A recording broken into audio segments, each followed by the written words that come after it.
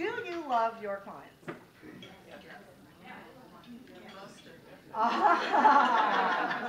If you don't, it's a whole other conversation. We'll have it another time. So I want to ask you that question again. Do you love your clients? Yes. Yes. Thank you. Me too. Right? Now I have another question for you. Do your clients know that you love them? Yes. Okay. We're going to play around with that a little bit and see by the end of this if that's true. Okay? Like, I know I love my clients. I love a lot of people. There's a lot of people in this room who I love. Sometimes I'm not so sure that my clients know that I love them. I talk about it. I say I'm their biggest fan. I'm always supportive of them. They can reach out to me at any time. Blah, blah, blah, send them a card at Christmas, that kind of a thing.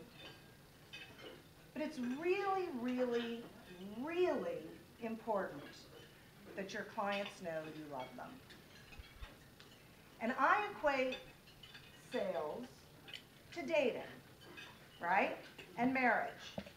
So what I like to say with this whole thing is, you don't get married on the first date, usually, unless you're in Vegas. So, it's true. And if you did, that's cool. I'm good with it. But usually, you meet, you date, you get to know them. They get to know you. You get to decide whether this is someone who you really want to be engaging with. So, just like dating and sales, right? You're doing this whole process, and then you get married. You get the sale. And then what do you do? Well, what do you do? Buyer's remorse. Gosh, I hope not, Dennis. Sometimes. Well, those are all the people who didn't really answer me when I said, do you love your clients, right? Because they're not really sure if they do or not. Well, what usually, not usually, I shouldn't say that, but oftentimes what happens is you just get on with the business of life, and you don't do the same things that you did when you were courting. And as we are on Valentine's Day, right, we can remember, we can think about this and go, well, on Valentine's Day, my husband's going to bring me flowers. Some people, their husband brings them flowers once a week or once a month or something like that.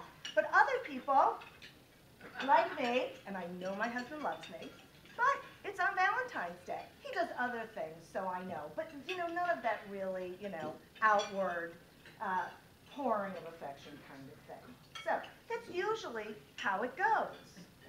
Okay, well, in business, if we do that, we are counting on our client, our spouse, so to speak, we're counting on our client knowing that we love them. Okay? And why is it really so important that our clients know that we love them? Well, the first reason is because they really want to feel valued, right? They want to know that you are thrilled to have them as a client, not just anybody, right?